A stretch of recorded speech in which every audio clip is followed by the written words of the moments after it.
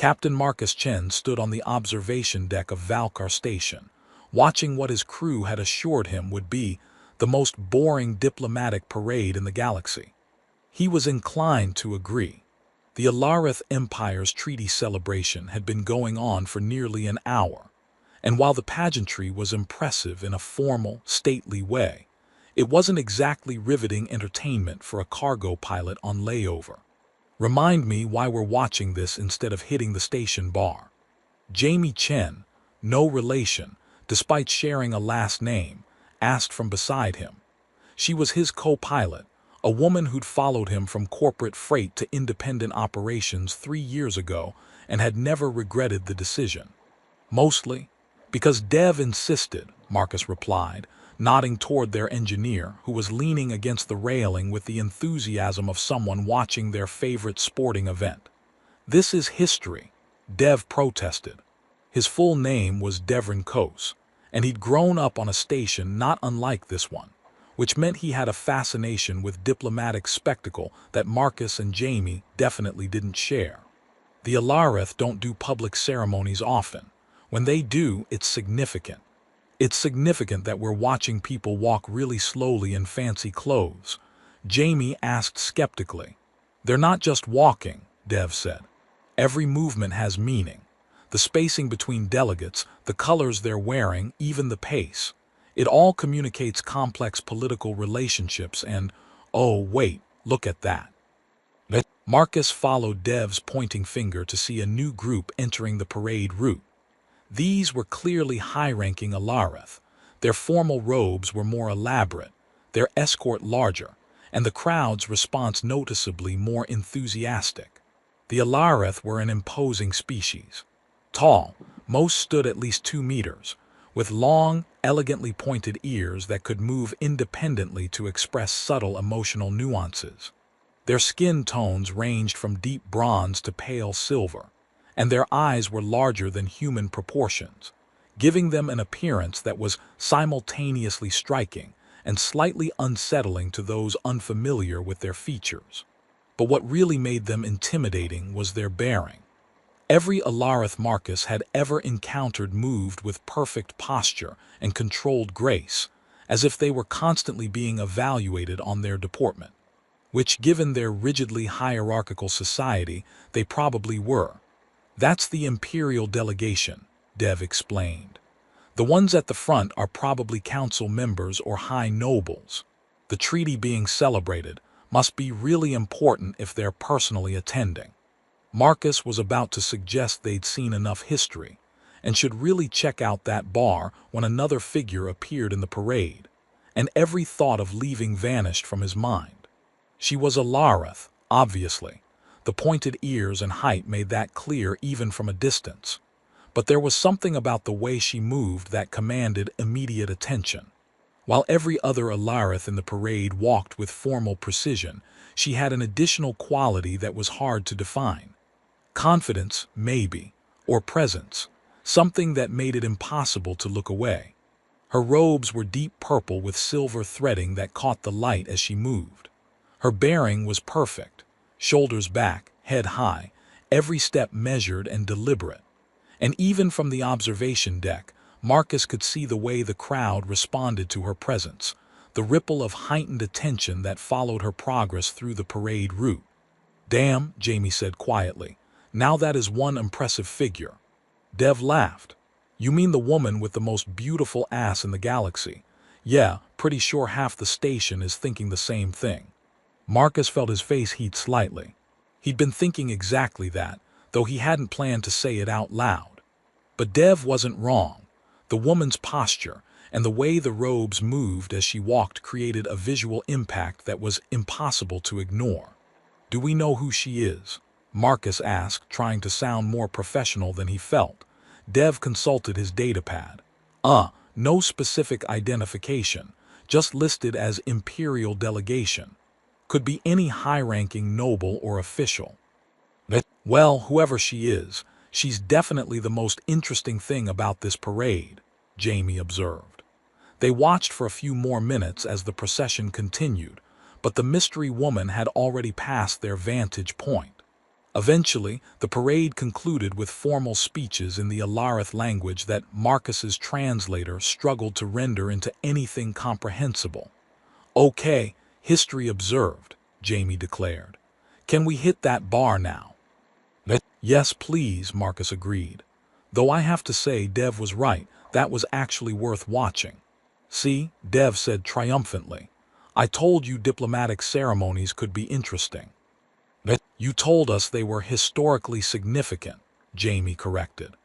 "The interesting part had nothing to do with politics and everything to do with that one woman who had the most beautiful ass in the galaxy. Yes, we've established this," Dev interrupted, grinning. "Come on, first rounds on Marcus since he made us stand here for an hour." "I didn't make anyone do anything," Marcus protested, but he was already heading toward the station's commercial district, ready to put the parade behind him and get back to the comfortable routine of cargo runs and station bars. He had no way of knowing that the casual observation he and his crew had made, the crude but harmless joke about the impressive Alarith woman in the parade, would become something more than a forgettable moment, that it would spread among human freight pilots as a running joke, that 3 years later it would come back to completely upend his comfortable, predictable life. For now, it was just a funny story. The time they watched a diplomatic parade and spent most of it admiring one woman's striking presence. Nothing more significant than that. They found a bar that catered to mixed-species clientele, one of those station establishments that had learned to accommodate the wildly different preferences of dozens of civilizations. Marcus ordered something that was allegedly similar to Earth whiskey. Jamie got a local brew that came highly recommended, and Dev stuck with the safe option of water since he had maintenance work scheduled for later. "So," Jamie said once they were settled at a corner table with a good view of the station's main concourse, "how long until we hear this story retold as Marcus saw the most beautiful woman in the galaxy at a diplomatic parade and fell instantly in love?" Marcus nearly choked on his drink. "What? No, that's not. We were just making an observation, an aesthetic observation." "An aesthetic observation about her ass," Dev pointed out helpfully. "About her presence," Marcus corrected. "Her bearing, the way she commanded attention. It was impressive in a completely professional way." "Uh-huh," Jamie said, grinning. "Keep telling yourself that, boss. But for the record, when this story gets retold, and it will because station gossip spreads like wildfire, I'm saying I was there when Marcus Chen fell for an Alarith noblewoman he'll never see again." "I did not fall for anyone," Marcus said firmly. "I noticed someone who was visually striking at a public event. That's it. End of story." "Sure," Dev agreed, still grinning. "Completely normal, forgettable observation that we'll definitely never mention again." They spent the next hour in the bar, talking about more practical matters, upcoming cargo contracts, ship maintenance schedules, the comparative merits of various station amenities. The parade became just another piece of station gossip, the kind of thing you observe and then move on from. But the joke had a life of its own. Over the next few months, whenever Marcus encountered other human freight pilots, someone would bring up that time at Valkar Station and the running joke about the most beautiful ass in the galaxy. It became shorthand among the independent freight community, a shared reference point, a bit of harmless humor that connected pilots who spent most of their time isolated in space. Marcus mostly found it mildly embarrassing. He'd been the one who first made the observation, which meant he took good-natured ribbing about it whenever the subject came up. But it was harmless. A stupid joke about a woman he'd seen once from a distance and would never encounter again. The Alarith maintained careful distance from most other species. They participated in galactic politics and trade, but always with formal protocols that made casual interaction difficult. The chances of Marcus ever meeting any high-ranking Alarith, let alone the specific woman from the parade, were essentially zero. So the joke remained just that, a joke. A funny story from a layover at Valkar Station, retold in bars and crew quarters, always good for a laugh, and usually accompanied by speculation about which specific Alarith official they'd been referring to that day. 3 years passed. Marcus continued running freight routes through the outer territories. Jamie and Dev stayed with him, forming the kind of efficient, comfortable crew that made even difficult runs manageable. They built a solid reputation for reliability and professionalism, which translated into better contracts and steady income. Life was good, predictable, the kind of routine satisfaction that comes from doing work you're good at and building something stable. And then Marcus accepted a contract for agricultural equipment delivery to Keshar Prime, capital world of the Alarith Empire, and everything changed. The approach to Keshar Prime was impressive in the way that all major imperial capitals tend to be: carefully managed traffic lanes, extensive orbital infrastructure, the kind of visible security presence that reminded visitors they were entering important territory. Marcus had delivered to Alarith worlds before, but never the capital. Those previous runs had been to colonial outposts or trade stations, places where Alarith formality was present, but diluted by practical necessity and multi-species interaction. Keshar Prime was different. This was the heart of Alarith civilization, where protocol and tradition were maintained with religious fervor. Clearance granted for commercial docking Bay 17, the traffic control officer said in flawless universal standard tinged with the characteristic Alarith accent, precisely enunciated, formal in rhythm. Please follow designated approach vector exactly. Deviation will result in immediate escort and potential denial of landing privileges. Understood, Control, Marcus replied, keeping his tone equally professional. Following designated vector. They're really serious about procedure here, Jamie observed from the co-pilot station. I've filed flight plans at military installations with less stringent requirements. It's the Alarith, Dev said from his engineering station.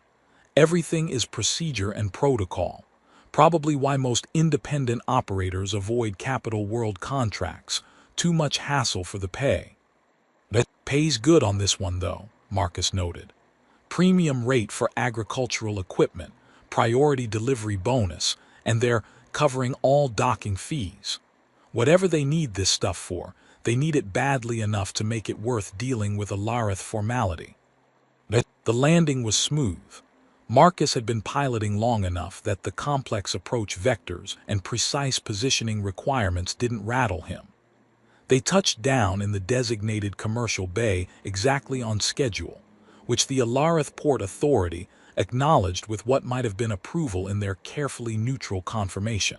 Cargo transfer will commence in 30 minutes, the port officer informed them. Please remain with your vessel until transfer crew arrives. Unauthorized movement through port facilities is prohibited. Acknowledged, Marcus said, then closed the comm channel inside. So we sit here and wait for someone to tell us we're allowed to do our jobs. Welcome to Alarith efficiency, Jamie said dryly. Everything perfectly organized, as long as you don't mind waiting for the organization to process you. They waited. Exactly 30 minutes later, Alarith punctuality was legendary. A transfer crew arrived with equipment to offload the agricultural machinery. The crew was efficient and professional, working with the kind of coordinated precision that suggested extensive training and clear protocols. Marcus supervised the transfer, checking inventory against his manifest and ensuring everything was handled properly. It was routine work, the kind of thing he'd done hundreds of times. He was halfway through inventory verification when he noticed someone approaching from the direction of the port facilities. A figure wearing a hooded cloak that obscured their features but couldn't hide their characteristically Alarith height and bearing. Marcus's attention was mostly on his datapad, tracking the cargo transfer, so he didn't pay much attention until the figure stopped directly in front of him. Captain Chen. Marcus looked up. The voice was female, with the formal Alarith cadence but something else underneath, curiosity, maybe, or amusement. Hard to tell through the accent and formality. That's me, Marcus confirmed, professional smile in place. If there's an issue with the cargo, I can.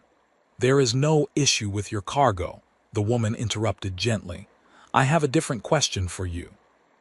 She stepped closer, and Marcus could see more details despite the hood, elegant features, the long pointed ears characteristic of Alarith, eyes that were studying him with unsettling intensity.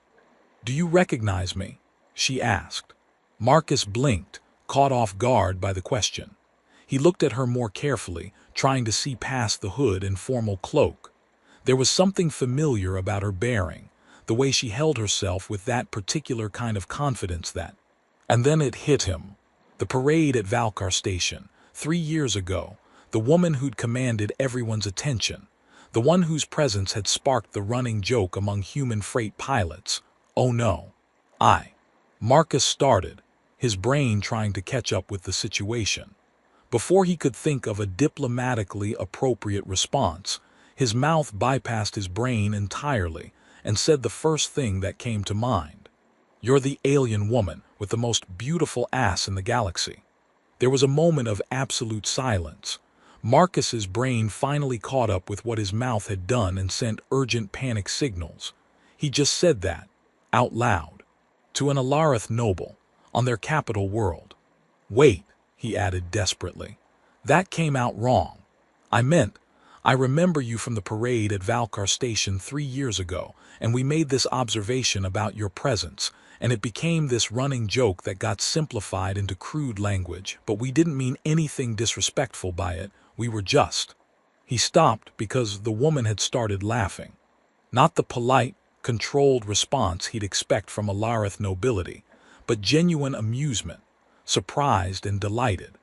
And behind her, Marcus suddenly noticed several figures in formal guard uniforms materializing from where they'd apparently been maintaining discreet distance. All of them were dropping into deep, formal bows. The woman reached up and removed her hood, revealing features that were striking even by Alarith standards. High cheekbones, large eyes that shifted between copper and gold, and most importantly, the intricate facial markings that Marcus had learned indicated Alarith royalty. Not just any royalty, the specific pattern of marks that only the ruling monarch could display. He had just told the queen of the Alarith Empire that she had the most beautiful ass in the galaxy, to her face, while her guards listened. Marcus felt all the blood drain from his face. Your Majesty, he managed, his voice strangled. I am so incredibly sorry. That was completely inappropriate and disrespectful, and I have absolutely no excuse for. Peace, Captain Chen, the Queen said, raising one elegant hand. Her expression was still amused rather than offended, which Marcus desperately hoped was a good sign. I am aware of the nickname that has circulated among your species' freight pilots. I have been curious about its origin for some time. Marcus stared at her. You know about that. I am queen of an empire spanning dozens of systems, she said with what might have been dry humor. You think I am unaware of what various species say about me? I have intelligence networks, Captain Chen. They report all sorts of interesting things. She tilted her head slightly, studying him with those unsettling copper-gold eyes. You genuinely did not recognize me until this moment. You saw me at that parade 3 years ago and responded with immediate, unfiltered honesty. That is remarkably rare. Marcus was still trying to process the fact that she wasn't ordering his arrest. Your Majesty, I really am sorry. It was a crude observation made without thinking, and... Was it dishonest? The Queen interrupted. The observation itself, was it truthful? Marcus hesitated, trapped between courtesy and the direct question from someone who apparently already knew about the joke and was asking specifically about its accuracy. Yes, he finally admitted. You had a very striking presence at the parade. That's what we noticed. The way you moved, your bearing, it was impossible not to pay attention.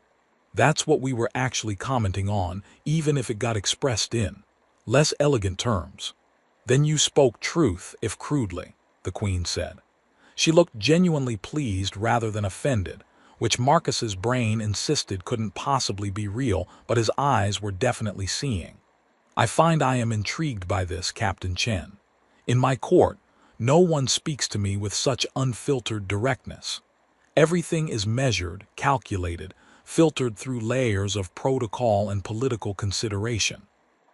She gestured, and one of her guards stepped forward with what appeared to be a formal invitation displayed on a crystalline datapad. You are a human freight pilot of no particular political importance, the Queen continued. Unranked in a Lareth hierarchy, unburdened by our protocols, and yet you saw me at a parade and responded with honest aesthetic appreciation rather than formal deference. The guard held out the datapad.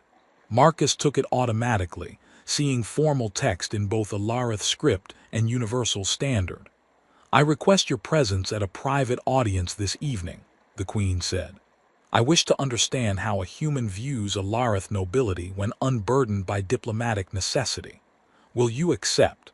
Marcus's brain was still several steps behind the conversation. A private audience with the Queen, because he'd accidentally insulted her in the best possible way. Yes, Your Majesty, he heard himself say. I would be honored. Excellent, the Queen said, and her smile seemed genuinely warm. My guard will provide you with appropriate attire and escort you to the palace. At the Alareth Palace was everything Marcus expected and more. Soaring architecture that combined organic curves with geometric precision, materials that seemed to shift color based on viewing angle, gardens that were simultaneously natural and impossibly perfect. Everything communicated wealth, power, and cultural sophistication that had been refined over millennia. Marcus felt completely out of place despite the formal attire the palace staff had provided. It fit well. The Alareth apparently maintained an extensive wardrobe for visiting dignitaries from various species, but wearing formal clothes didn't change the fact that he was a cargo pilot about to have dinner with a queen. The guards escorting him were professional and silent, leading him through corridors where every other person they passed immediately bowed or stepped aside with practiced deference.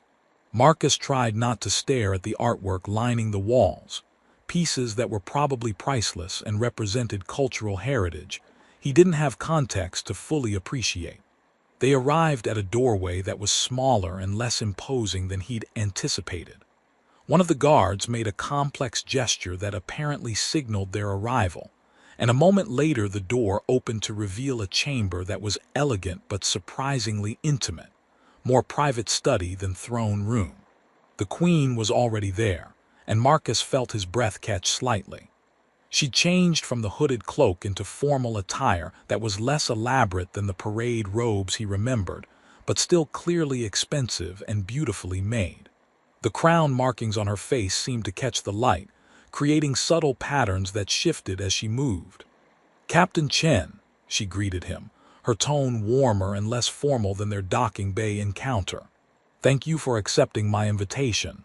Please sit. Would you care for refreshment? The indicated chair was designed for Alareth proportions. Marcus's feet barely touched the floor when he sat, which was mildly embarrassing but unavoidable. A servant appeared with beverages, and Marcus accepted something that turned out to be a spiced tea that was actually quite good. Thank you for inviting me, Your Majesty, Marcus said, trying to maintain appropriate formality while his brain continued insisting this entire situation was surreal. Though I'm still not entirely certain why I'm here beyond having made an incredibly inappropriate comment this afternoon. The Queen smiled, settling into her own chair with that characteristic Alareth grace. You are here precisely because of that inappropriate comment. Tell me, Captain Chen, how much do you know about Alareth court culture? Marcus considered carefully. I know you value hierarchy and protocol, that your social structures are very formal and complex, that you've been a major galactic power for thousands of years and have very specific ideas about proper conduct, that most species find you. He hesitated, then decided honesty was probably what she wanted, intimidating. Accurate if incomplete, the Queen said. What you may not know is how exhausting it is to live within that culture, particularly at the highest levels. Every word I speak is analyzed for political implications. Every gesture is interpreted for hidden meaning.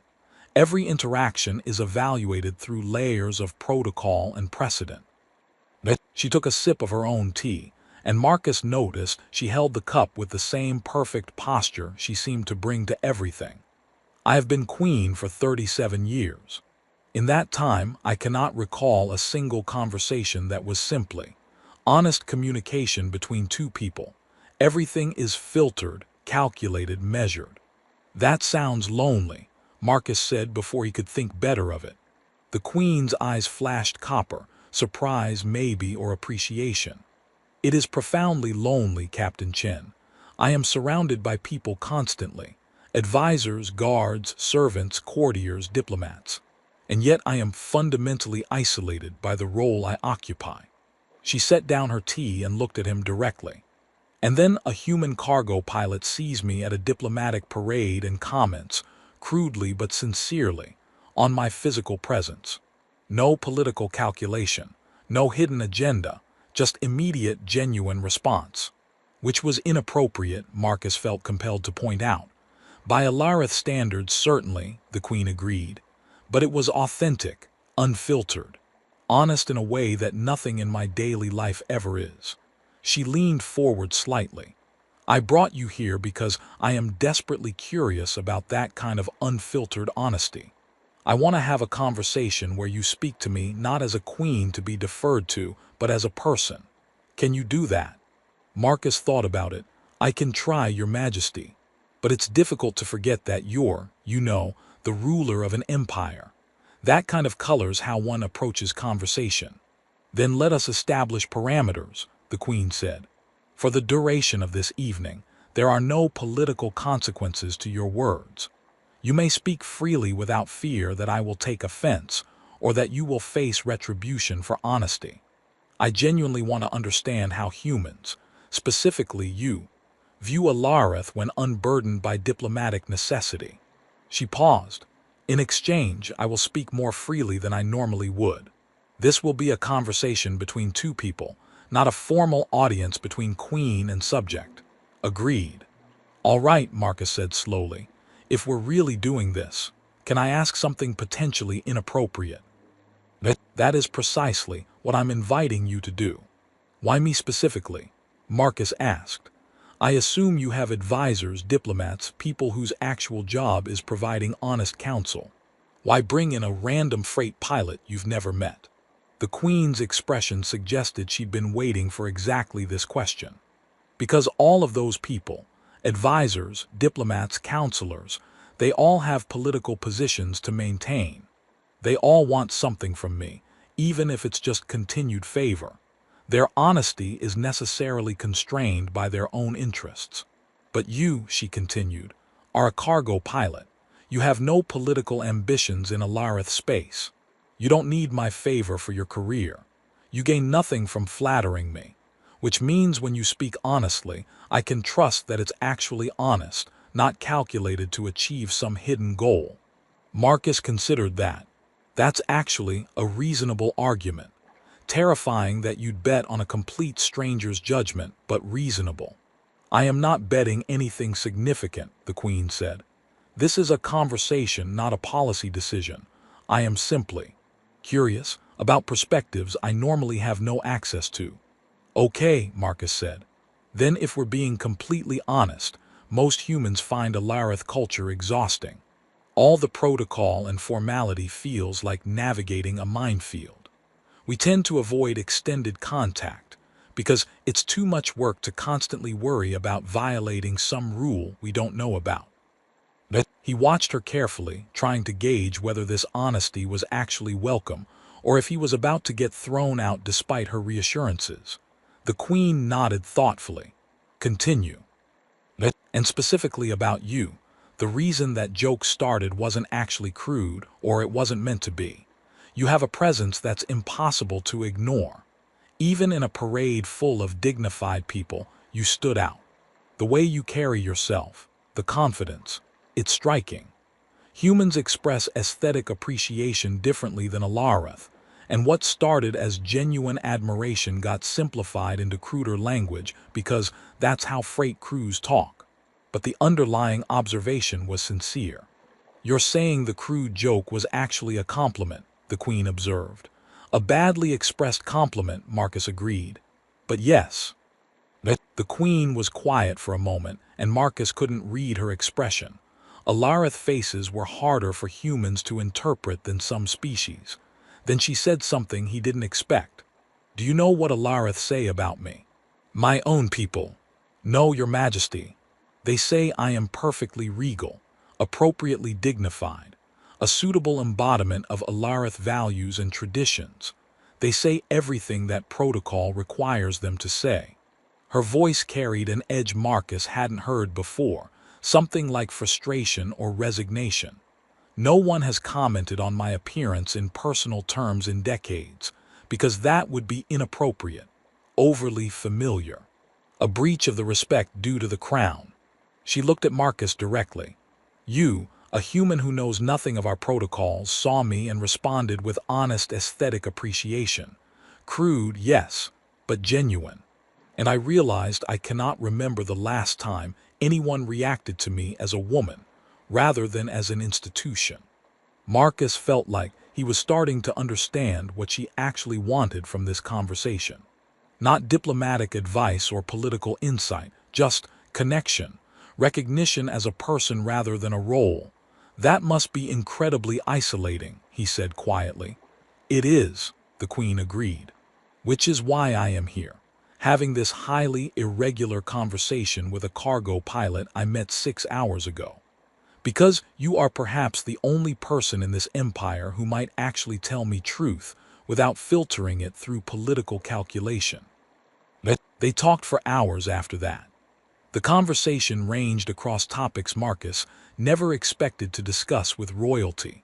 The Queen asked about his work, about why he chose independent freight over more stable corporate employment, about human cultural approaches to hierarchy and authority.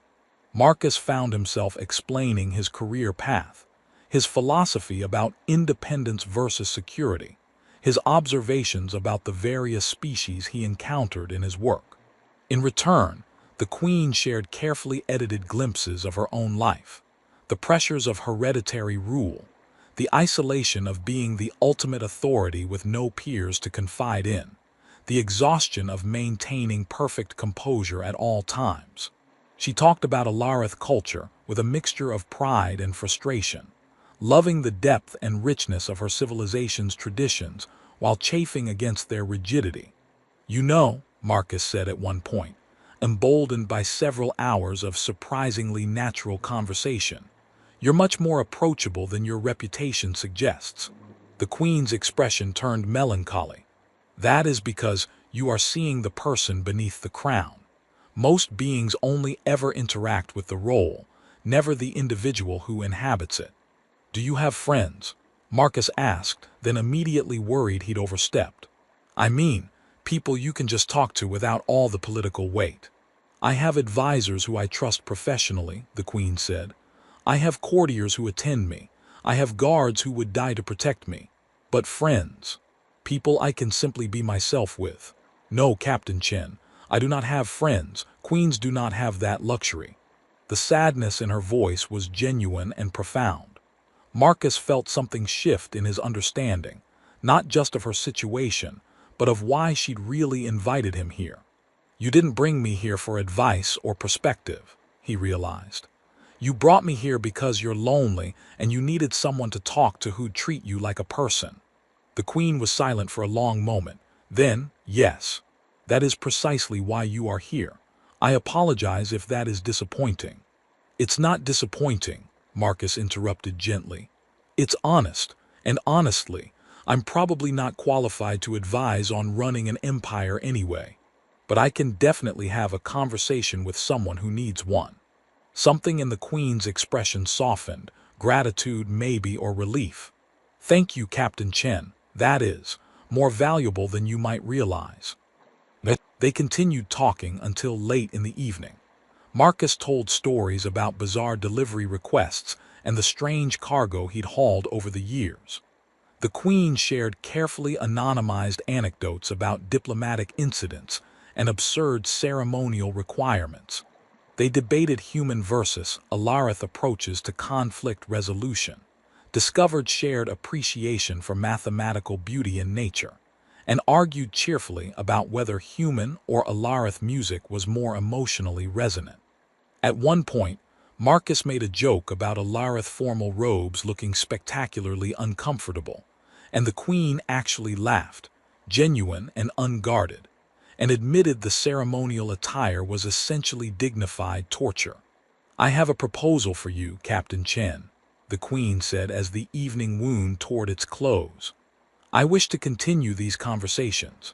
I need someone who can speak to me without the burden of Alarith protocol, who can offer perspective from outside our cultural assumptions. Would you be willing to return to Keshar Prime periodically for such discussions?" Marcus felt the weight of what she was asking. "Your Majesty, I'm just a freight pilot. I have no qualifications for advising." "Your qualification is precisely that you are not a qualified advisor," the Queen interrupted. "You have no political agenda. You gain nothing from flattering me or calculating your words. That makes you perhaps uniquely positioned to provide the honest perspective I need." She paused. "I would compensate you appropriately for your time, of course, and this would remain private, not a formal diplomatic arrangement simply. Conversations between two people who have discovered they value each other's company." Marcus thought about Jamie and Dev's reactions when he explained this, about how strange his life had become in the span of a single day, about the profound loneliness he'd seen in the Queen's eyes when she talked about having no one to simply be herself with. "All right," he said. "I accept, though I maintain that I'm completely unqualified and you're taking a huge risk trusting the judgment of someone you just met." "Perhaps," the Queen agreed. "But you are honest, Captain Chen, that is qualification enough." She stood, signaling the evening was ending. "Thank you for accepting my invitation, for speaking honestly, for treating me as a person rather than an institution. You have given me something I did not realize I was desperately missing." Marcus stood as well, managing not to stumble despite his feet having gone slightly numb from dangling off the too tall chair. "Thank you for the invitation, Your Majesty. This was not at all what I expected, but actually really pleasant." "Pleasant," the Queen repeated and smiled. "Yes, that is a good word for it. Simply pleasant conversation between two people. I look forward to more such pleasantness, Captain Chen." As guards escorted Marcus back to his ship, he reflected on the surreality of the evening. He'd come expecting to apologize profusely for an inappropriate comment and hope he wasn't banned from Alarith space. Instead, he'd spent hours having genuine conversation with one of the galaxy's most powerful rulers, and had somehow agreed to return periodically to continue that conversation. Jamie and Dev were waiting at the ship, clearly having stayed up worrying despite Marcus's assurances that he probably wasn't going to be executed. "So," Jamie said carefully when he entered, "you survived." "I survived," Marcus confirmed. "More than that, it actually went really well." "Define really well," Dev said skeptically.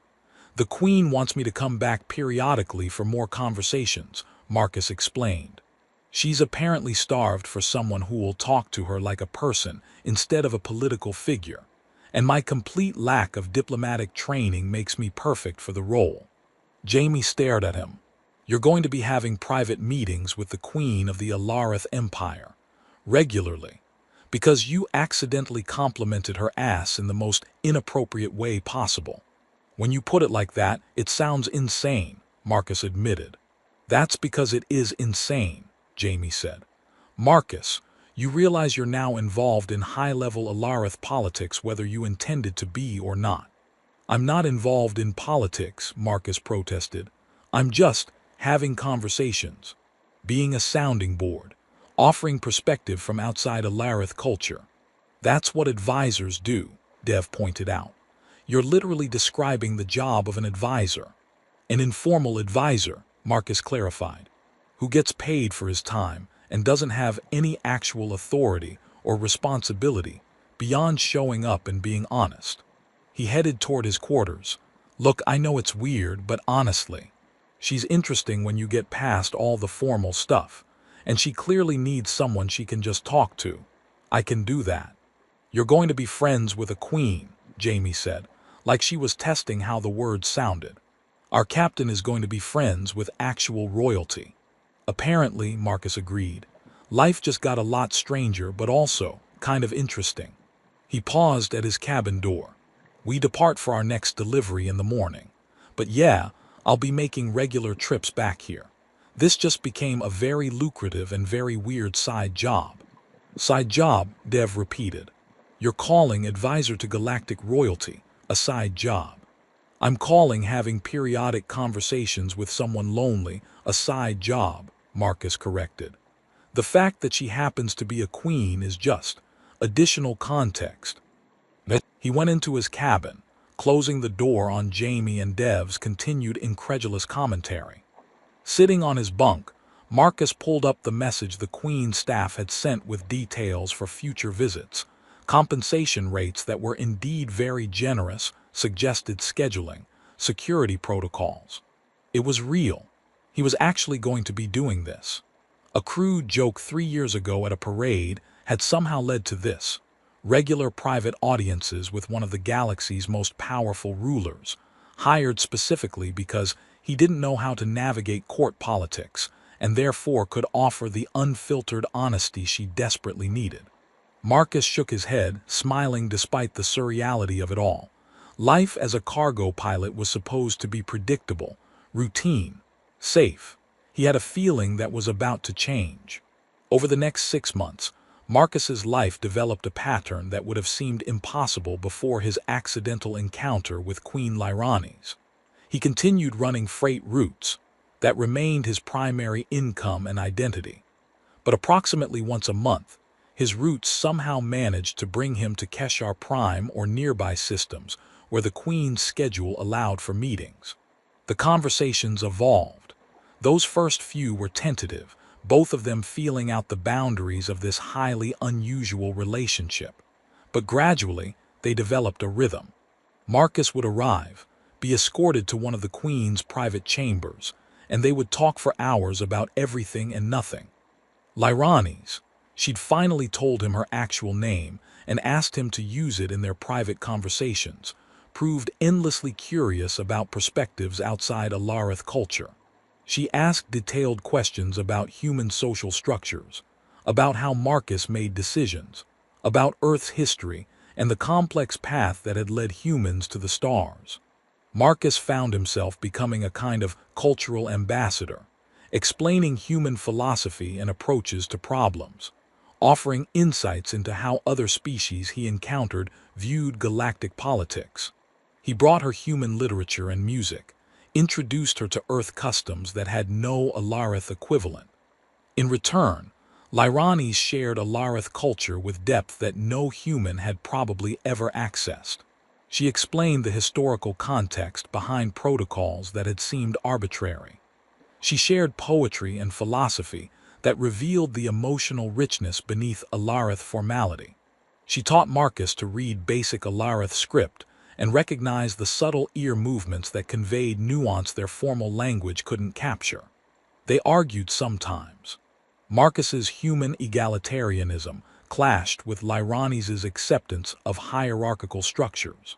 His focus on individual autonomy conflicted with her emphasis on societal duty.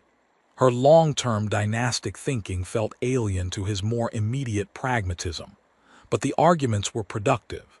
They learned to disagree without disrespect, to challenge each other's assumptions without dismissing them. Marcus came to appreciate the stability and cultural continuity that Alarith hierarchy provided.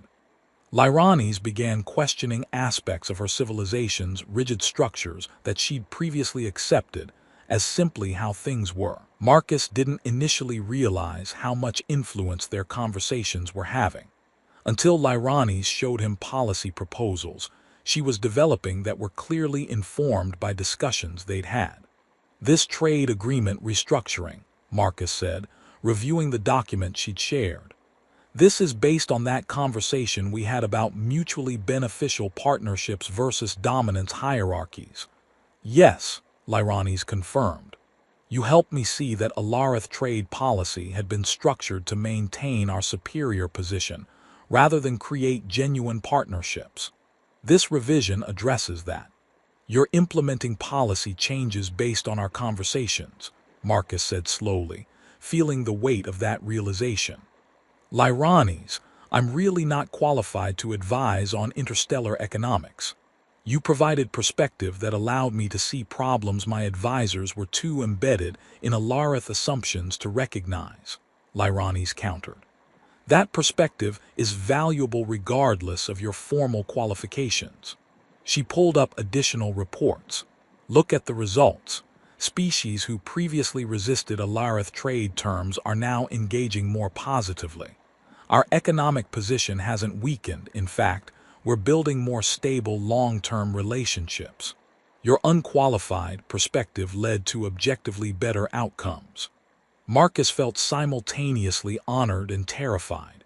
He was actually influencing how an empire of billions conducted itself, all because a queen valued his outsider viewpoint. Over the months, their relationship deepened from interesting conversations to genuine friendship. They learned each other's communication styles, discovered shared interests in unexpected places, developed the kind of comfort that comes from repeated honest interaction. Lyranes revealed her dry sense of humor once she felt safe enough to show it. She made observations about court politics that were simultaneously insightful and wickedly funny.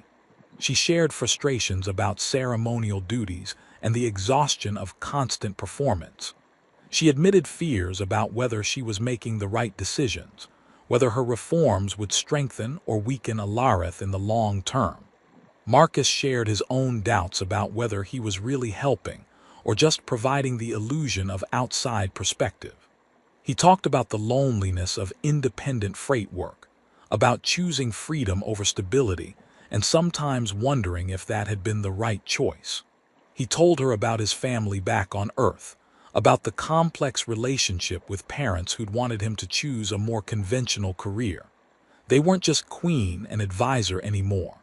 They were friends, two people who'd found unexpected connection across vast cultural differences, who discovered they valued each other's company and perspective. The friendship had practical effects beyond policy. Lyranes seemed less isolated, more energized. Her court noticed the change. The queen was engaging more actively with diverse viewpoints, challenging traditional approaches, implementing reforms that would have been unthinkable years earlier. Not everyone appreciated the changes. There were factions within Alarith nobility who viewed any deviation from tradition with deep suspicion. 7 months into their arrangement, the political tension that had been building finally erupted. Marcus arrived at Keshar Prime for what he expected to be a routine visit and immediately sensed something was wrong. The palace had extra security. Staff moved with urgent purpose rather than the usual measured grace. The guards escorting him to Lyranes' chambers were more alert, more tense than usual. When he entered the private study where they usually met, Lyranes looked exhausted in a way he'd never seen.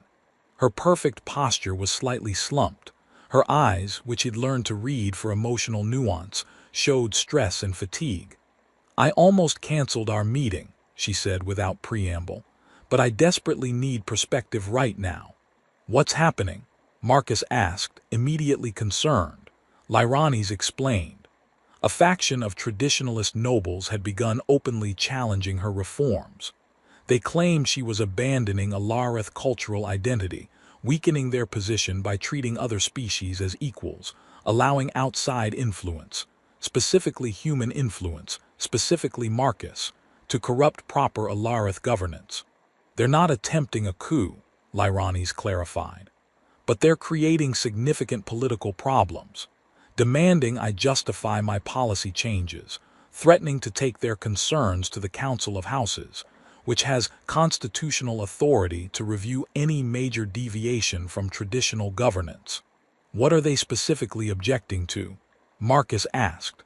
Lyranes listed the complaints, simplified diplomatic protocols that supposedly disrespected Alarith traditions, trade agreements that treated other species as partners rather than inferiors, cultural exchange programs that might dilute Alarith identity. All policies that had emerged from discussions between Marcus and Lyranes about how rigid Alarith formality was alienating them from broader galactic community. They want me to reverse the changes, Lyranes said. Return to traditional isolation and hierarchy. If I refuse, they'll escalate to formal constitutional challenge. If you reverse the changes, you're admitting they can force you to back down, Marcus observed. That undermines your authority long-term. Agreed. But if I refuse and they escalate to the Council of Houses, I face potential constitutional crisis. If the Council rules against me, I'm forced to reverse course anyway, with even greater political damage. They spent hours analyzing the situation from every angle. Marcus was acutely aware he was out of his depth. This was Alarith internal politics that he barely understood. But he tried to offer perspective on how other species viewed the changes, what broader galactic response might be if Alarith suddenly reversed toward isolation. Finally, Marcus said something that made Lyranes pause. The core of their argument is that you're abandoning Alarith identity by listening to outsiders. What if instead of defending against that, you own it? Make it explicit that seeking outside perspectives is what strong leadership requires. You suggest I acknowledge their accusation rather than refuting it. Lyranes asked carefully. I'm suggesting you reframe it, Marcus clarified. They're saying listening to outsiders is weakness. You argue its strength. That being willing to learn from others rather than assuming Alarith already know everything is what keeps empires strong in changing circumstances. That challenges millennia of Alarith self-conception as the galaxy's most culturally advanced civilization, Lyranes said slowly. Maybe that self-conception needs challenging, Marcus said. Look, Alarith culture is impressive. Genuinely. But assuming you have nothing to learn from others, that's not strength. That's fragility. Real confidence means being secure enough to consider outside perspectives without feeling threatened. Lyranes was quiet for a long time, her eyes shifting through colors Marcus had learned indicated deep thought. You realize that argument will enrage the traditionalist faction. She finally said. Probably, Marcus admitted. But you asked for my honest perspective. That's what I think. If you want politically safe advice, consult your actual advisors. My actual advisors are telling me to compromise, Lyranes said. To mollify the traditionalists with symbolic concessions. You're the only one suggesting I should double down on the reforms. Is that helpful? Marcus asked. It's clarifying, Lyranes said. I'd lost sight of why I implemented these changes in the first place. You've reminded me. She stood, decision crystallizing in her expression. I will address the Council of Houses directly. Make the argument you've articulated that seeking outside perspectives strengthens rather than weakens Alarith. That adaptation is not abandonment of identity. That's going to be tough, Marcus warned. Yes, Lyranes agreed. But it's truth, and you've taught me that truth, even uncomfortable truth, is worth speaking. 3 days later, Lyranes addressed the Council of Houses in a speech broadcast throughout Alarith space. Marcus watched from his ship. He'd been strongly encouraged to leave the planet to avoid any suggestion that he was directly involved in Alarith politics, and saw Lyranes make the argument they'd developed together.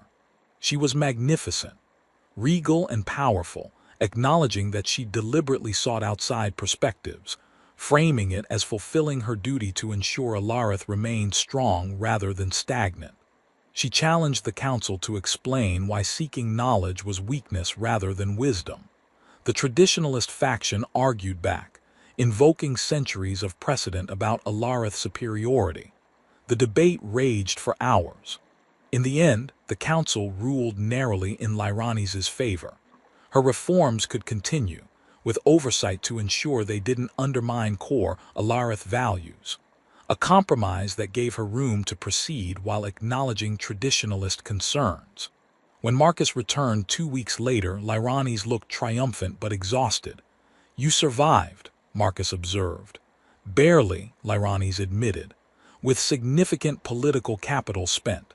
But yes, the reforms continue, and I have council endorsement for the approach." She looked at him directly. "That outcome is largely because of the argument you helped me frame. You gave me clarity when I was drowning in political calculation." "I just said what seemed obvious," Marcus protested. "Obvious to you," Lyranes corrected, "which is precisely why our conversations matter. You see what my cultural conditioning blinds me to." She paused, something shifting in her expression. "Marcus, I want to introduce you formally to my advisors, not as some secret consultant but as someone whose perspective I genuinely value." "Is that wise?" Marcus asked. "The whole point was keeping my involvement private. The political crisis made me realize something," Lyranes said. "I've been treating our friendship as something to hide, as if seeking your counsel is shameful. But if I truly believe outside perspectives strengthen Alarith, I should be willing to acknowledge them publicly." She met his eyes. "I'm asking you to step out of the shadows, to allow Alarith and the galaxy to know that their queen values the counsel of a human freight pilot. Will you accept that risk?" Marcus thought about the implications, about comfortable anonymity versus public scrutiny, about political complications versus the validation Lyranes was offering. "All right," he said finally. "If you think it's worth the complications, I'm willing, though I'm keeping my day job." "I would expect nothing less," Lyranes said, smiling. "You're most valuable precisely because you remain who you are, unadorned by titles or ambition." And sitting in that private chamber where they'd had so many honest conversations, both understood that their unlikely friendship had become something bigger than either intended. Not just personal connection, but a symbol of what was possible when people were willing to speak and listen across divides of culture and status. The human who'd seen a queen and spoken honest truth. The queen who'd heard that truth and recognized its value. Together, proving that sometimes the most important breakthroughs come not from formal diplomacy, but from genuine connection built on courage and honesty. The formal introduction happened during a carefully staged diplomatic reception. Representatives from dozens of species attended. Lyranes wasn't just making an announcement to Alarith court, but to the broader galactic community. Marcus arrived wearing formal attire that still somehow looked like a freight pilot playing dress-up, which was exactly what Lyranes had instructed. "You're not pretending to be something you're not," she'd said. "You're demonstrating that wisdom comes from unexpected sources." The reception followed typical diplomatic patterns until Lyranes made her announcement, addressing the assembled guests in the formal cadence reserved for important pronouncements. "Distinguished guests, I wish to introduce Captain Marcus Chen, independent freight pilot and valued advisor. Over the past months, Captain Chen's counsel, unburdened by political ambition and unbound by Alarith cultural assumptions, has proven invaluable in shaping recent policy initiatives. His perspective represents my commitment to seeking wisdom wherever it may be found, regardless of species or status." The reaction was immediate and mixed. Some diplomats looked intrigued or approving. Others seemed skeptical. The Alarith nobles present showed carefully controlled expressions that Marcus was learning to read as various degrees of dismay or curiosity. After the formal announcement, various diplomats approached with questions. Most wanted to understand how a freight pilot became advisor to the Alarith queen. Marcus gave the honest answer. He'd made an inappropriate joke. The queen found his unfiltered honesty refreshing, and they'd been having valuable conversations ever since. Most diplomats didn't know what to do with this explanation. It didn't fit their frameworks for how power and influence worked. One conversation particularly stood out. A Kellian representative, a species known for mercantile pragmatism, asked bluntly, "What expertise do you actually bring? You're a cargo pilot. What qualifies you to advise on governance?" "I don't bring expertise," Marcus said honestly. "I bring ignorance." The Kellyan looked confused, so Marcus elaborated. "I don't know Alarith protocols or centuries of precedent. My perspective isn't constrained by their cultural assumptions. Sometimes that outsider viewpoint helps see solutions that wouldn't be visible from inside the system." "That's either brilliant or insane," the Kellyan observed. "Probably some of both," Marcus admitted. "But apparently it works." Over the following months, Marcus's public role created ripples throughout galactic politics. Some species began seeking human perspectives on their own challenges. Others remained skeptical, viewing the situation as diplomatic theater. The Alarith court remained divided between those embracing Lyranes' reforms and traditionalists resisting change. Marcus found himself navigating increasingly complex territory, attending policy briefings, meeting advisors, participating in discussions about trade and diplomacy. It was overwhelming, and he regularly questioned whether he was actually qualified. But Lyranes consistently valued his input, and he could see tangible results. Alarith had opened diplomatic relations with species they'd previously avoided.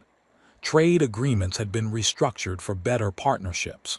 Cultural exchanges had begun, exposing younger Alarith to diverse perspectives. The changes were controversial but undeniably effective. One evening during a rare private conversation, Marcus voiced his doubts. "I'm a freight pilot pretending to be an advisor. Shouldn't you have actual qualified people instead?" Lyranes gave him a look combining amusement and exasperation. "How many times must I explain? You're valuable precisely because you're not qualified traditionally. You bring perspective qualified advisors cannot provide." "But surely there are other humans with better backgrounds," Marcus argued. "Possibly," Lyranes conceded. "But they would bring agendas and assumptions. You've proven you have no political ambitions beyond running your freight business. You tell me truth even when uncomfortable. That's extraordinarily rare and more valuable than any credential." She paused. "Do you wish to end this arrangement if it's become burdensome?" "No," Marcus interrupted. "I'm just having periodic crises of confidence about being wildly unqualified." "Then you're perfectly qualified," Lyranes said, smiling. "The moment you become confident you have all the answers is when you become useless to me." 18 months after their first meeting, the situation reached a crescendo. The traditionalist faction, frustrated by inability to stop reforms through normal channels, made a formal challenge to Lyranes' authority, using ancient law allowing nobility to demand a queen demonstrate fitness to rule. It wasn't quite a coup, but it was a serious threat. Lyranes would need to defend her policies and approach before the full council and assembled nobility. A single no-confidence vote would force abdication. Marcus learned about this during an emergency meeting. Lyranes was calm but clearly concerned. "They're using my reliance on outside counsel, specifically my friendship with you, as evidence I've abandoned Alarith values and am unfit to rule," she explained. "The challenge happens in 1 week. I need to defend my entire approach, including publicly explaining why I value a human freight pilot's perspective." "What do you need?" Marcus asked immediately. "Honestly, I'm not sure," Lyranes admitted. "You cannot speak in the proceedings. It's conducted entirely by Alarith protocols. But I need to talk through my defense with someone who will be honest about whether my arguments are sound." They spent days preparing. Lyranes explained the specific charges, that she'd abandoned Alarith cultural superiority by suggesting others had valuable perspectives, that she'd weakened Alarith politically by opening relations too broadly, that she'd been unduly influenced by an outsider, specifically Marcus, who lacked proper understanding of Alarith needs. Marcus helped craft responses that acknowledged concerns while reframing them.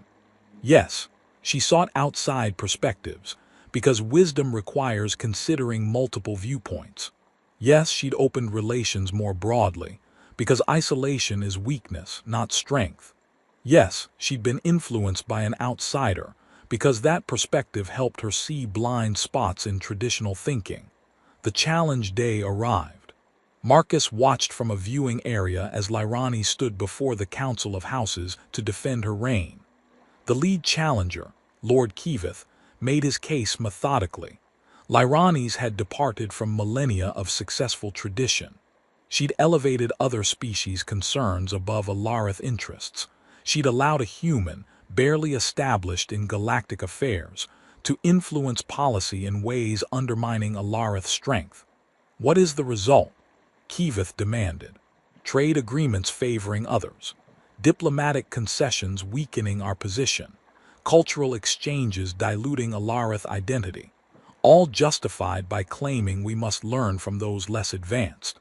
This isn't wisdom, it's betrayal of everything that made Alarith great. It was powerful, backed by appeals to tradition and cultural pride. Marcus watched nobles nodding agreement. Then Lyrani spoke, not defending by minimizing but by doubling down. Lord Kivith is correct that I've departed from certain traditions, she began. I've done so deliberately, because those traditions, while once serving us well, have become obstacles to continued strength and relevance. She addressed the nobles directly. You speak of Alarith greatness. I ask, what is its foundation? Rigid adherence to tradition, or wisdom to adapt, to learn, to grow stronger through experience? For centuries, we maintained that Alarith's superiority meant we had nothing to learn from others. The result? Isolation, stagnation. A galaxy that moved forward while we remained static, convinced our ancient ways were sufficient. I've sought Captain Chen's counsel not despite his outsider status, but because of it. He sees clearly what our cultural assumptions blind us to. He speaks truth without calculating political advantage. And his perspective has helped me make decisions that have demonstrably strengthened Alarith's position. She cited specific results: improved trade balances, stronger diplomatic relationships, increased respect from species who now saw Alarith as partners rather than aloof superiors. The question before you is not whether I've changed Alarith's approach, Lyrani's continued. It's whether change itself is betrayal or wisdom, whether learning from others is weakness or strength, whether true confidence means refusing outside perspectives or being secure enough to evaluate them on merit. She looked at Kivith directly. You fear I'm abandoning what made Alarith great. I tell you I'm preserving it by ensuring we remain relevant in a changing galaxy. Greatness isn't static. It requires constant renewal, constant willingness to adapt while maintaining core values. And yes, she added, I've been influenced by a human freight pilot who brought perspective I desperately needed. If that's grounds for removing me, so be it. But I won't apologize for seeking wisdom wherever I find it, regardless of source. The chamber went silent. Then hours of debate followed, nobles arguing about tradition versus adaptation, isolation versus engagement, whether Lyrani's approach represented evolution or betrayal. Marcus watched, unable to affect the outcome, hoping desperately the arguments he'd helped craft would be enough. Finally, the council voted. It wasn't unanimous, but it was clear. Lyrani's retained authority. The no-confidence measure failed, and with it, the traditionalist faction's attempt to force abdication. When Marcus finally met with Lyrani's afterward, she looked exhausted but triumphant. You survived, Marcus said. We survived, Lyrani's corrected. The arguments you helped me frame made the difference. Now the council has formally endorsed my approach. Traditionalists can complain but cannot force reversal. She sat down heavily. You understand what this means. Your influence on Alarith policy is now public record, endorsed by the council itself. You're no longer a secret advisor but acknowledged valuable counsel to the Alarith crown. Is that good? Marcus asked. It's honest, Lyrani said, which makes it good even if complicated. She looked at him with genuine affection. You came into my life because of an inappropriate joke about my appearance. You stayed because we discovered genuine friendship and mutual respect. And now, you've helped me preserve my reign and validate a new direction for Alarith civilization.